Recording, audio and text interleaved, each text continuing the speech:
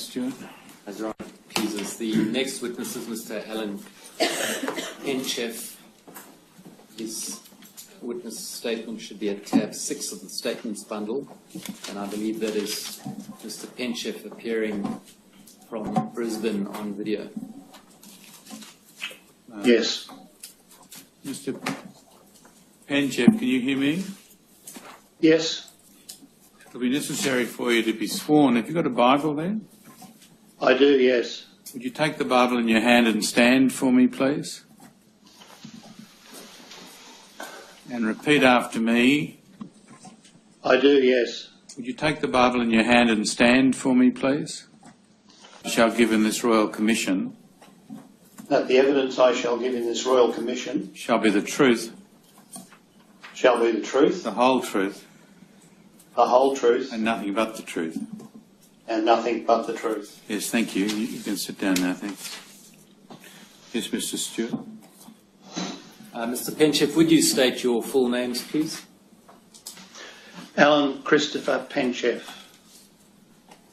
Do you have a copy of your statement for the Royal Commission dated 10 July 2015 available to you? I do, yes. Are there any corrections you wish to make to that statement? In terms of corrections, having read over the documents you've provided, it has brought back to my mind some information that I hadn't recalled, but not in terms of corrections, no. So the point is you would say more now than what you said, but not say it differently, is that it? Yeah, as I said, that information reminded me of what happened 12 years ago, whereas it had been, in my memory, quite dull at the time of this statement. Thank you, Mr. Penchef. Well, perhaps some of that detail will emerge in the things that I am to ask you about. Do you then confirm your statement as true and correct? Yes. I attended the statement, Your It'll Honour. be Exhibit 2918. Now, Mr. Penchef, as I understand it, you've been a Jehovah's Witness for the past 41 years, is that right? That's correct. How did you come to be a Jehovah's Witness?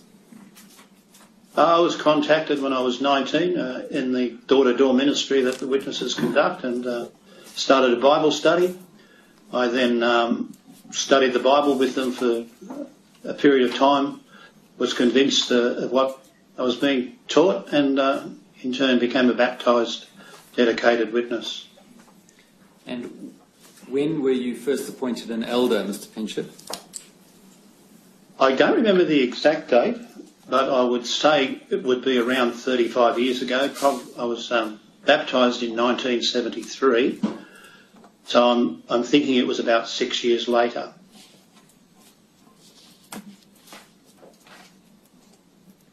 So about 1979 or so. In that time frame, yes. Yes. And have you served continuously as an elder since then? Yes. And what is your current congregation, Mr. Penchef? Manly, Queensland. And for how long have you served as an elder in that congregation? 7 years. How big is that congregation? Approximately 100 publishers.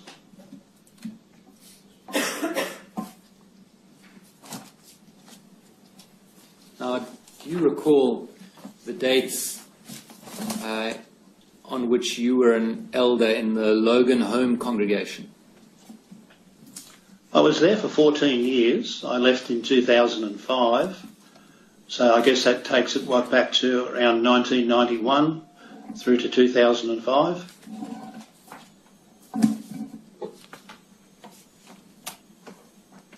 And how big was that congregation when you served there? I think around between 120 to 150.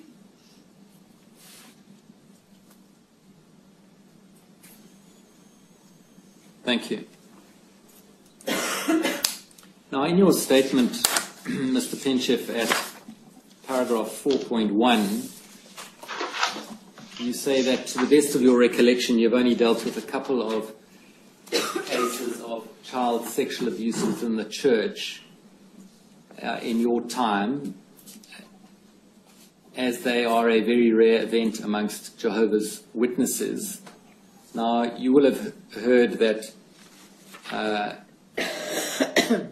it's been presented in these proceedings that there were 1,006 alleged perpetrators of child sexual abuse within the Jehovah's Witness Church in 65 years. Did you hear that? Yes, I did see that. And in respect of substantial number of those alleged perpetrators, there may be several allegations. Do you accept that? Sorry, can you repeat that? Sorry? In respect of substantial numbers, or at least some of those alleged perpetrators, there may be several allegations. In other words, more than just one case. So more than one person accusing the perpetrator? Is that what you're saying? Yes. I guess so. I wouldn't know. But even on the figure of 1,006, that amounts to 15 perpetrators per year on average, which is more than one a month. On that basis, would you still say that it's an extremely rare event amongst Jehovah's Witnesses? Considering the number of congregations and the number of cases, yes. Yes. Now, if we look specifically at BCG's case, as I understand it, you were an elder at the Logan Home congregation when BCH, that's BCG's father, joined that congregation. Is that right? That's correct. And he came to you from St. George after he'd been reinstated by Mariba. Is that right? I believe so, yes. And as I understand it, you then came to chair a judicial committee at Logan Home looking into the possible disfellowshipping of BCH once again. Is that right? Yes. I'd like you to have a look at tab 40.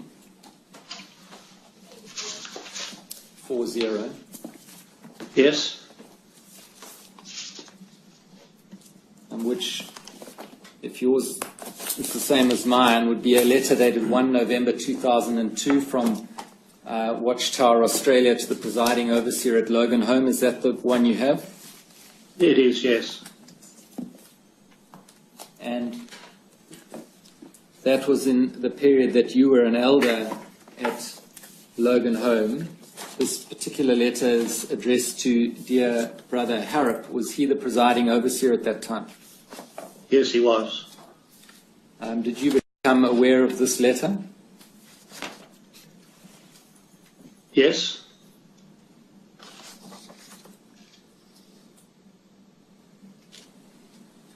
You'll see on the second page the branch. Well, sorry, before you go to the second page, just looking at the first page, who do you understand this letter to be coming from at the branch?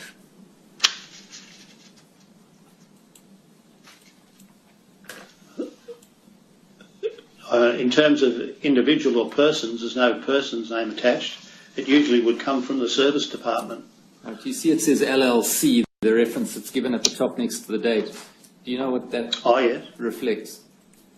No. You don't. But you would expect that it would come from the service department? Yeah, the service department in the branch. And you'll see that the branch says that they are writing in connection with Brother BCH, who we understand associates with the Logan Home congregation. He was disfellowshipped in the Mariba congregation in 1989 and reinstated in 1992. And then it goes on in the second paragraph to mention that he has recently been prosecuted for sexually interfering with two of his daughters some years ago. And then various aspects of the history are set out. But now if you look at the second page and the third last paragraph, the one that begins 2 elders, do you see that? Yes.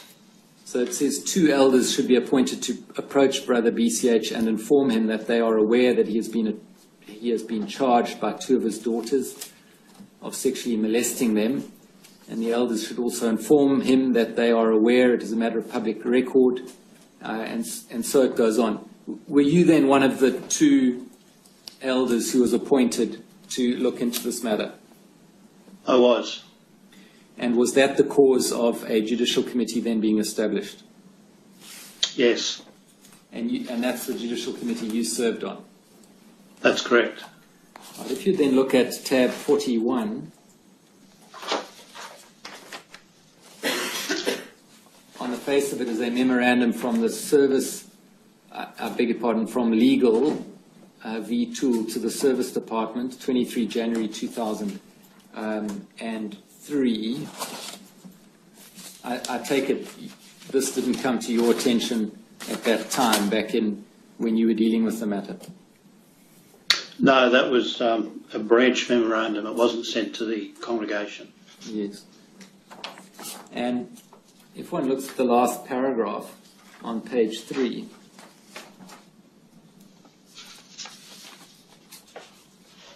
and the legal department is saying, as I understand it, and I want to know what your understanding was at the time, that the charge against BCH for your Judicial Committee was one of lying. Is that right? See, the last sentence says the primary issue before the present committee is the charge of lying. Yeah, that's correct. The initial allegations by BCG had already been established, so we were dealing with whether or not he was continuing to tell the truth. Yes, well, I'll come back to what had been established and what hadn't in a moment. Would you take a look at tab 42?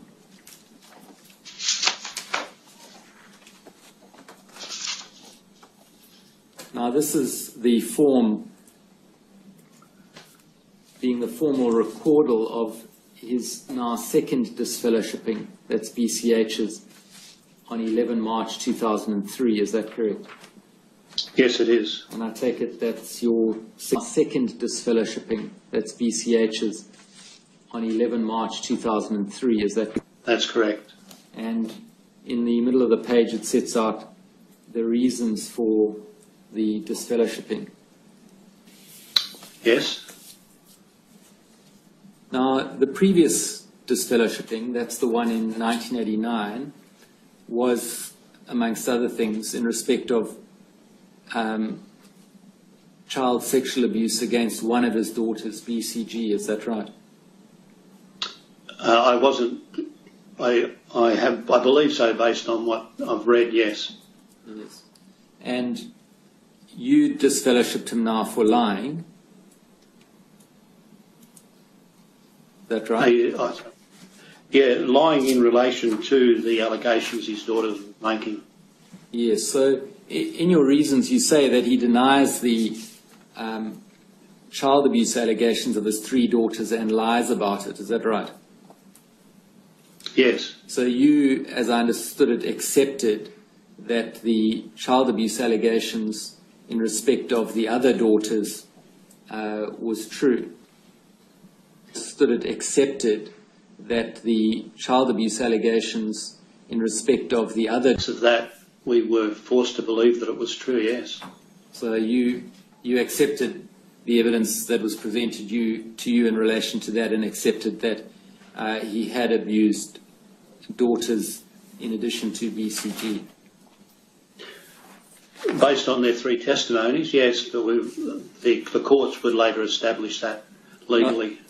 Are you able to explain why the allegations by the other daughters were not considered for the disfellowshipping? In other words, why was he not disfellowshipped the second time for, as it would be put, I understand, porneia in relation to his other 2 daughters rather than for lying? In the letter from the branch, it asked us just to leave the other allegations from the other daughter until the legal case had been finalised. We were mainly to look at his current honesty with regard to what had happened, and as a result, when we questioned him, we felt we didn't have to wait to disfellowship him after with regard to what had happened. And as a result, when we questioned him. And then if we have a look at tab 43,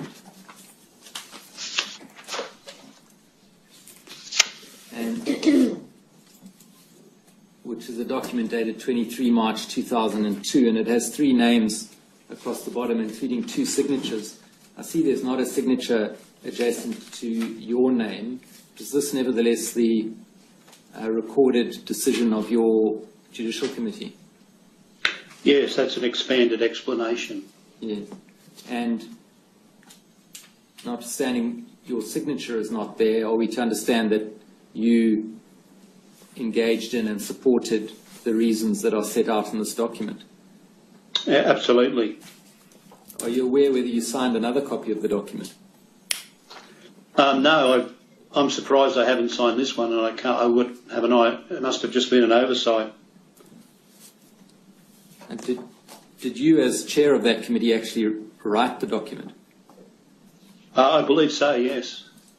So there's no respect in which you disagree with it? No, I fully agree with it. Mr. Pinchef, a moment ago you said that you were forced to the conclusion that he was lying, and in this document you see towards the end of it, you say, if you look at it with me, we had no choice but to disfellowship him. What are you meaning? Are you saying that it was difficult to come to that conclusion, or what? No, not at all. As you know, we use the Bible principle of there being 2 or 3 witnesses to a allegation. In this case, there were 3, so that drew us to what was a logical conclusion that something had happened, and we then decided that rather than wait any longer, we could remove him from the congregation to protect him and any other potential victims, or protect the congregation rather, or any other potential victims. So we weren't hesitant. We were just looking for the right grounds based on the direction we'd been given at the time.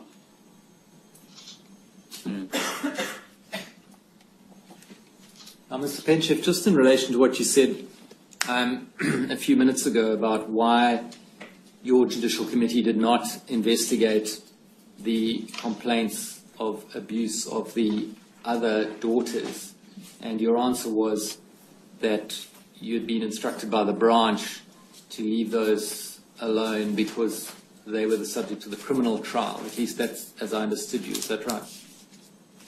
Yes, if you go back to the document, the first letter that you read, or you commented on. That's at tab 40. Tab 40, yes. The letter of 1 November 2002. That's correct, yeah. Yes, and what are you referring to in that letter? I'll just go through there.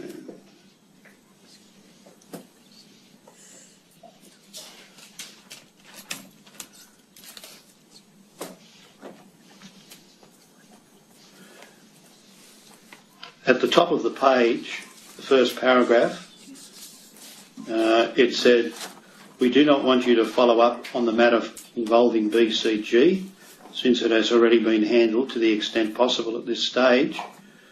We simply provide this as background information to assist you to be aware of the kind of actions that Brother BCH has exhibited in connection with past wrongdoing." And then it says, "As mentioned already, Brother BCH has pleaded guilty to sexually abusing another of his daughters, BCL. We understand that this incident in question occurred in '88. I was approximately 6 years of age, etc." And then, "This is the first we have heard of this accusation." A little further down, "We understand this has never been handled. We therefore want the elders in your congregation to handle the matter, and we suggest you proceed with in the following manner. 2 elders should be appointed to approach Brother BCH, informing that they are aware that he has been charged by 2 of his daughters of sexually molesting them, and then should inform him that they are aware of the matter being on public record, and that it is a matter of public record that he has entered a plea of guilty to 3 charges of sexual assault and to 1 charge of sexually interfering with one of his daughters when she was 6. He should be asked to explain his actions. We would like to assault and to 1 charge of sexually interfering with one of his daughters when she was 6. He should be asked to explain his actions. We would like to think that he'll be forthcoming with sufficient information to enable the matter to be handled judicially. If he's not prepared to cooperate and provide with the elders an admission of his wrongdoing, even though he has already done so on public record, I'd like them to contact the legal department before proceeding further. If you have any questions, please contact us. And I think a bit earlier there was some comments too. Well, Mr. Penchef, the bits that you've read, including the bit that you cut short at the end of the last sentence you read, which said you'll likely be disfellowshipped for sexually abusing BCL, in other words, another daughter as a child, as well as for being dishonest, seemed to suggest that the branch was telling you that you should now handle the matter that had not previously been handled, in other words, the abuse of BCL. In other words... I'll just read back a little further because I didn't highlight the point, but I felt in that letter the direction was clear. Just give me a moment.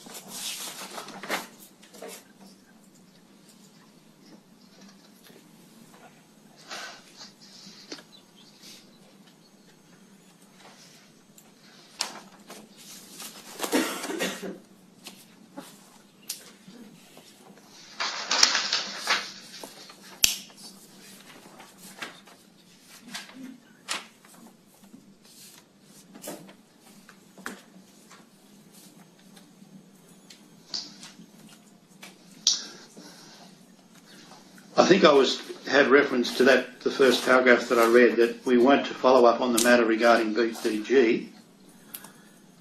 We provide this as background to assist you to be aware of the kind of action that he has exhibited.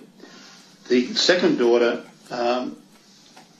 was not involved with Jehovah's Witnesses at the time, and the matter was before the court. So based on that, it wasn't, we were to leave it to when the court took action to make that final decision.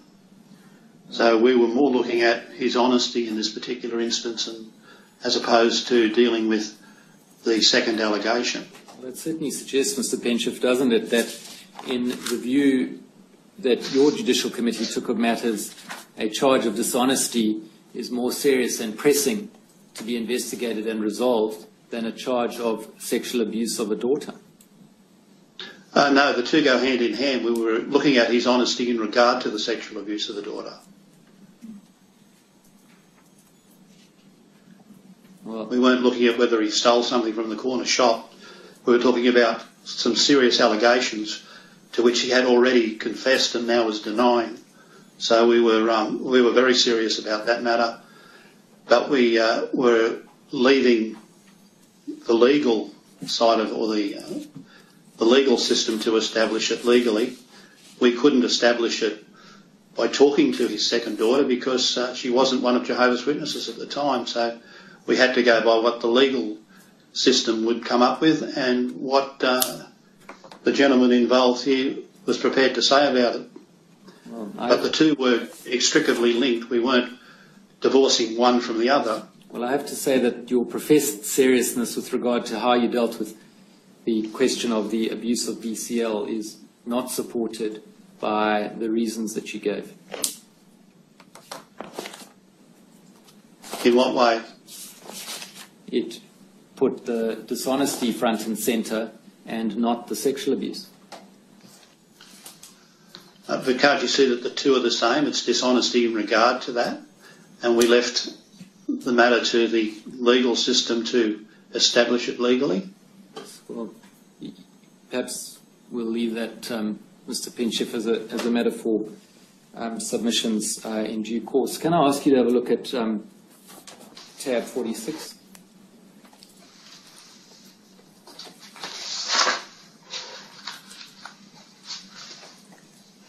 Now, this is a letter that came from the branch in May of 2006 to the Judicial Committee at Logan Home. But on the basis of what you told us earlier, I might understand that you had left Logan Home by that time.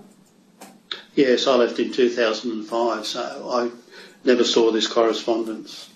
Yes. Now, there's further correspondence with regard to the Camera congregation and then subsequently the Kalamunda congregation, from where BCH was seeking reinstatement. I take it you were not involved in any of that? No, after 2005, that would have been handled by the then body of elders in Loganholme. Do you nevertheless know what the ultimate outcome has been? In other words, has BCH been reinstated or not? To my understanding, no.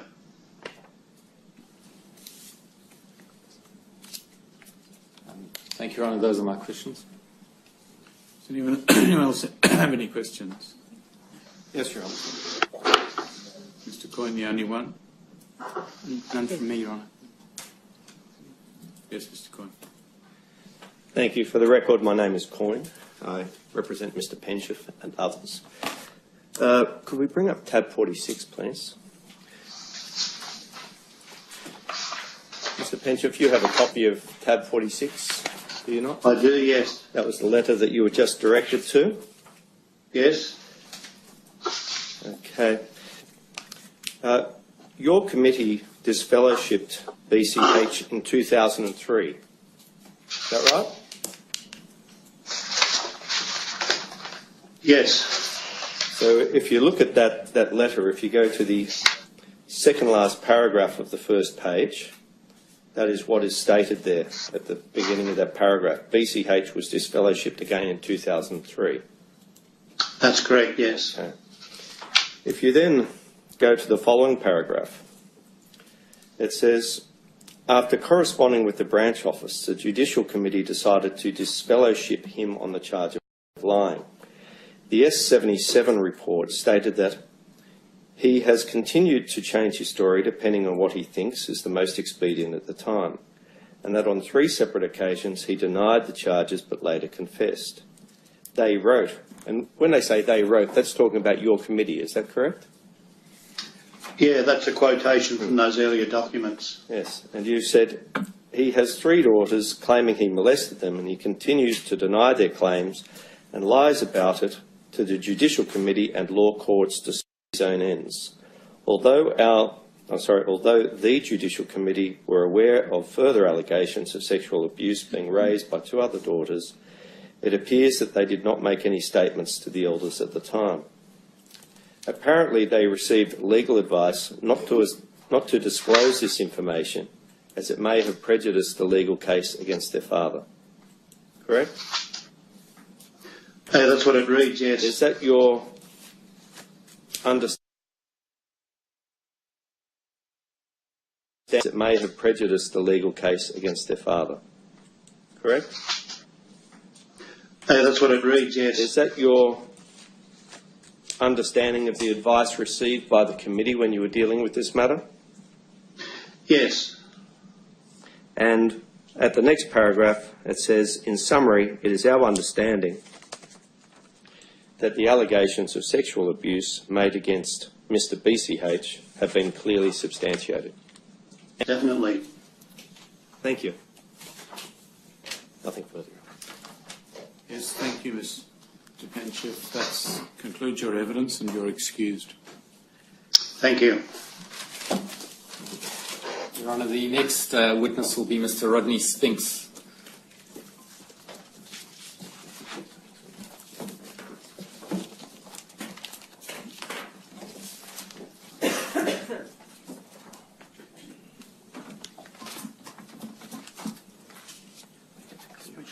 Is there a Bible over there? One of those?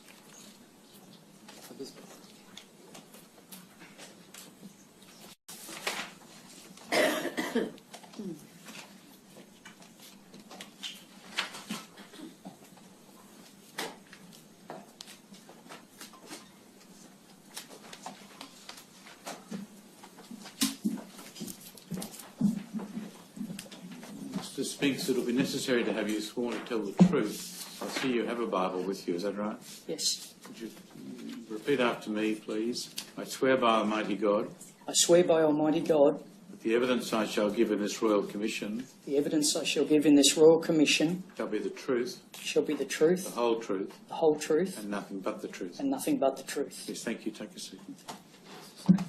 Yes, Mr. Stewart. Right, please. Mr. Spinks, would you state your full names, please? Rodney Peter Spinks. And do you have, excuse me, a copy of your statement for the Royal Commission dated 10 July 2015? Yes. Are there any amendments you wish to make to the statement? No. Do you confirm the statement to be true and correct? Yes. I tender the statement, Your Honour. It'll be Exhibit 2919. Mr. Spinks, what is your current occupation? I'm a full-time volunteer minister at the headquarters of Jehovah's Witnesses here in Sydney. And in particular, what position or role do you occupy at those headquarters? In the service department, caring for service desk responsibilities as a senior service desk member. Are you the senior service desk member? We explain it that way so everyone can understand it. I'm the longest serving, consulted by other service desks. I have no different title, but yes, the senior service desk. And that's a full-time responsibility, is it? Correct. And is that an employed position? No. No salary.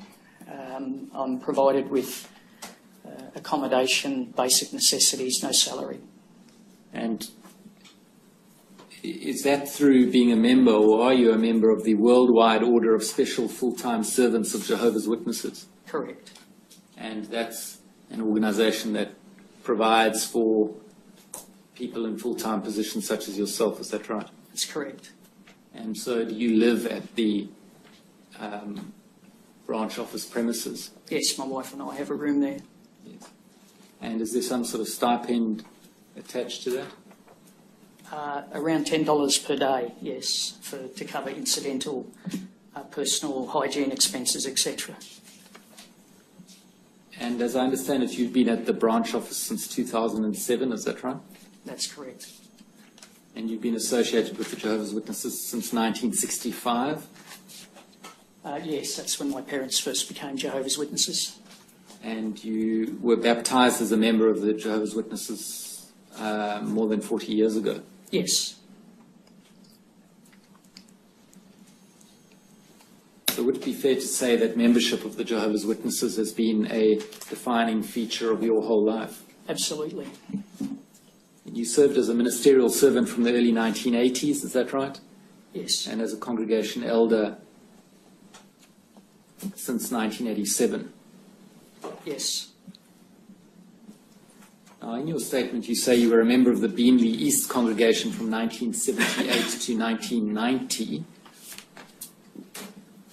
When were you an elder there at Beenleigh East? I was first appointed as an elder in Beenleigh.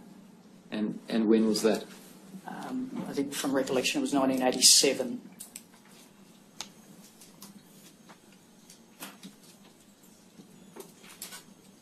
And do you recall when it was in 1990 that you left Beenleigh? Yes. September, October 1990, I moved to North Queensland.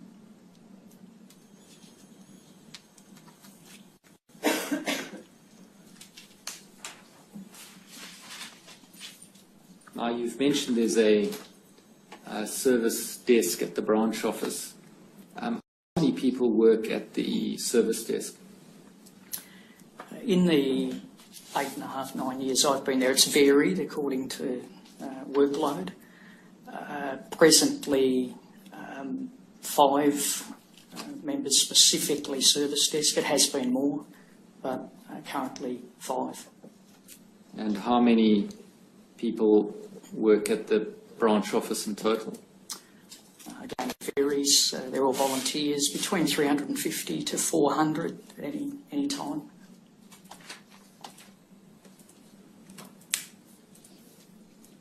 And how many are actually accommodated there? Most of those, we have a few commuters, but the majority of those would be accommodated there.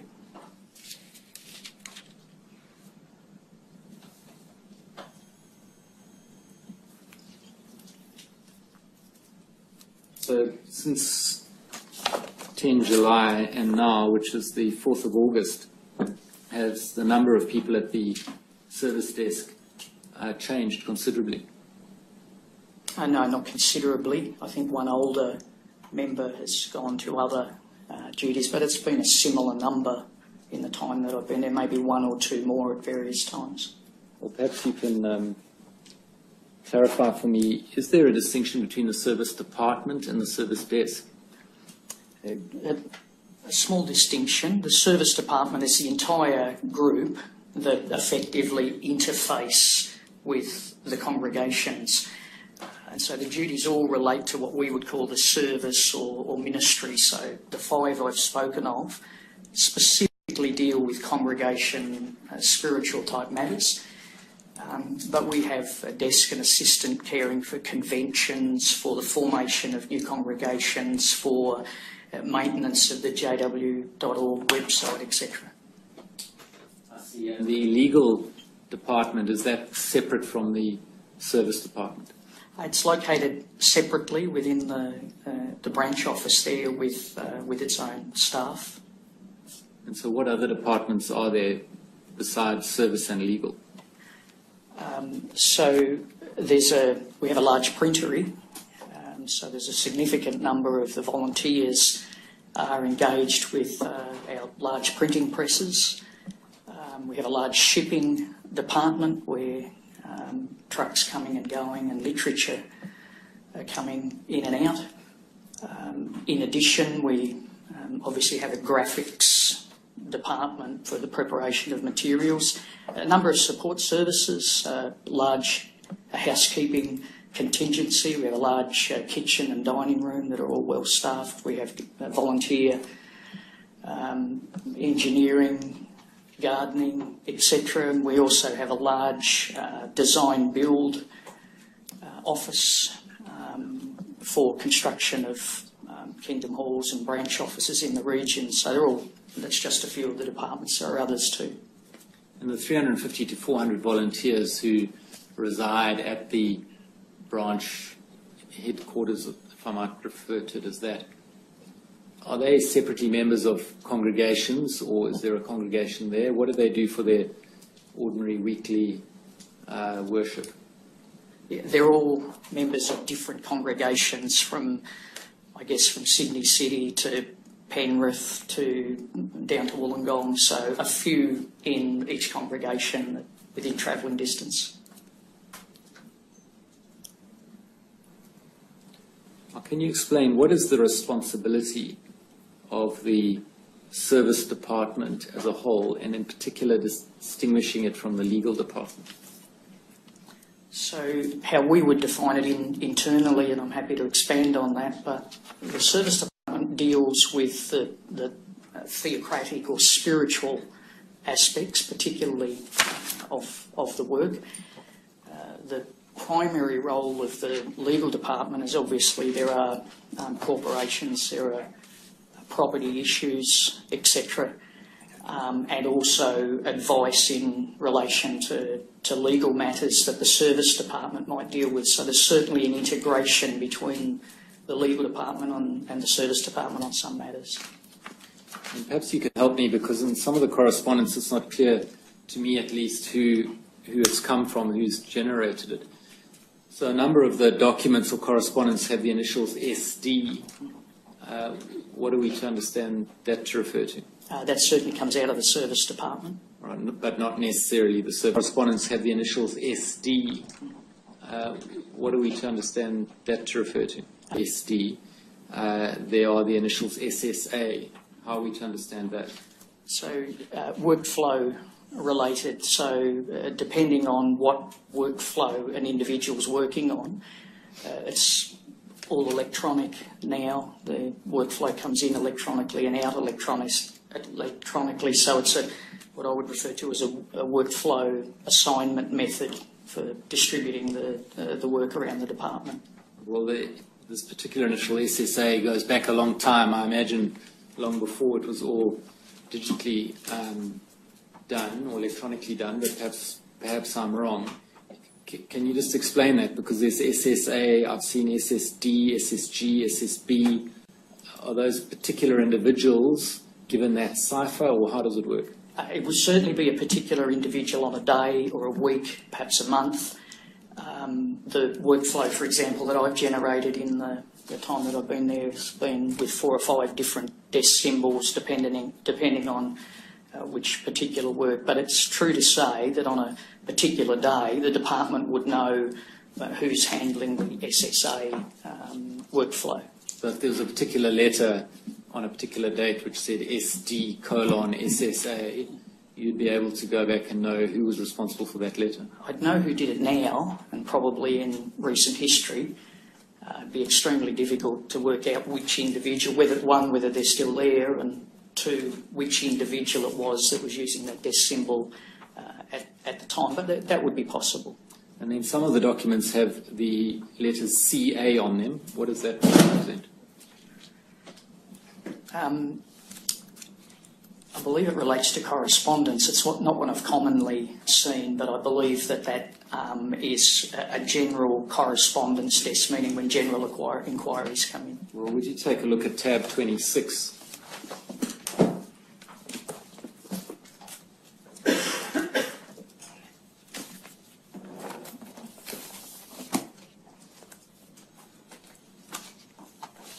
You'll see that this is the Fellowshipping or Disassociation S77 form in relation to BCH, recording the date that he was disfellowshipped and then later reinstated, and it has in the top right-hand corner CA 18 January 77 form in relation to BCH, recording the date that he was disfellowshipped and then later reinstated.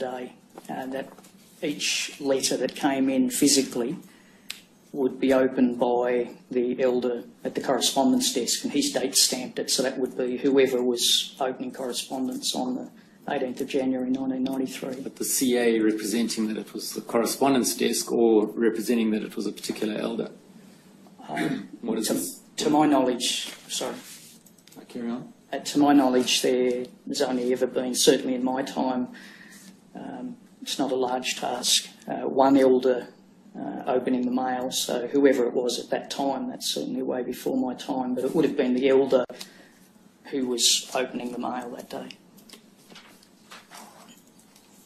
So that's really to be taken as a receipt stamp for when the particular document arrived at, or at least was opened at the branch office? Yes, primarily as a date stamp to say that's the date we received it. Now, SSB, I take it as another workflow designation, as with SSA, is that right? That's correct. And LLC? LLC would generally be from the legal department if it starts with an L. All right, and then LLD, similarly, I assume? Yes. And LLF? Yes. And what about SF? That would be out of the service department. On the same basis as SSB or SSA, or designating something different? I'm not sure why the different designation there. Sometimes the additional symbol related to an elder who was a secretary, that's not been constant, but SF is definitely a service department desk symbol that's been used. Thank you.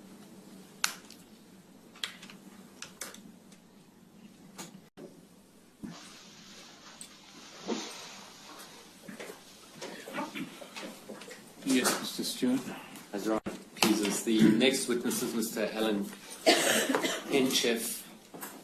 His witness statement should be at tab 6 of the statements bundle, and I believe that is Mr. Henchef appearing from Brisbane on video. Yes. Mr. Penchef, can you hear me? Yes, It'll be necessary for you to be sworn. Have you got a Bible there? I do, yes. Would you take the Bible in your hand and stand for me, please? and repeat after me. I do, yes. Would you take the Bible in your hand and stand for me, please? I shall give in this royal commission That the evidence I shall give in this royal commission shall be the truth, shall be the truth, the whole truth, the whole truth, and nothing but the truth. and nothing but the truth. Yes, thank you. You can sit down. And have you served continuously as an elder since then? Yes. And what is your current congregation, Mr. Penchef? Manly, Queensland. And for how long have you served as an elder in that congregation? 7 years. How big is that congregation? Approximately 100 publishers.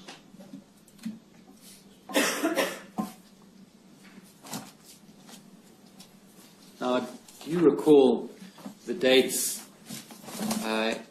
on which you were an elder in the Logan Home congregation?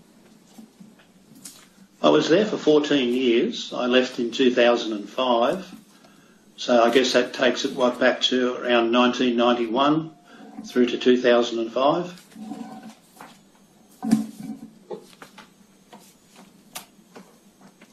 And how big was that congregation when you served there? I think around between 120 to 130. Down now, thanks. Yes, Mr. Stewart. Mr. Penchef, would you state your full names, please? Alan Christopher Penchef. Do you have a copy of your statement for the Royal Commission dated 10 July 2015 available to you? I do, yes. Are there any corrections you wish to make to that statement? In terms of corrections, having read over the documents you've provided, it has brought back to my mind some information that I hadn't recalled, but not in terms of corrections, no. So the point is you would say more now than what you said, but not say it differently, is that it? Yeah, as I said, that information reminded me of what happened 12 years ago, whereas it had been, in my memory, quite dull at the time of the statement. Thank you, Mr. Penchef. Well, perhaps some of that detail will emerge in the things that I am to ask you about. Do you then confirm your statement as true and correct? 50.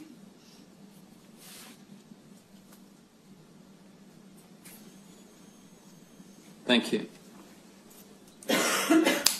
Now, in your statement, Mr. Penchef, at paragraph 4.1, you say that to the best of your recollection, you've only dealt with a couple of cases of child sexual abuse within the church in your time, as they are a very rare event amongst Jehovah's Witnesses. Now, you will have heard that it's been presented in these proceedings that there were 1,006 alleged perpetrators of child sexual abuse within the Jehovah's Witness Church in 65 years. Did you hear that? Yes, I did see that. And in respect of substantial number of those alleged perpetrators, there may be several allegations. Do you accept that? Sorry, can you repeat that, sorry? In respect? Yes. I attended the statement, Your It'll be Honour. Exhibit 2918. Now, Mr. Penchef, as I understand it, you've been a Jehovah's Witness for the past 41 years, is that right? That's correct. How did you come to be a Jehovah's Witness? I was contacted when I was 19 in the door-to-door ministry that the witnesses conduct, and started a Bible study.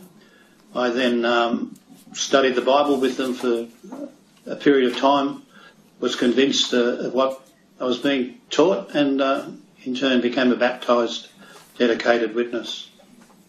And when were you first appointed an elder, Mr. Penchef? I don't remember the exact date, but I would say it would be around 35 years ago. I was baptised in 1973, so I'm thinking it was about 6 years later.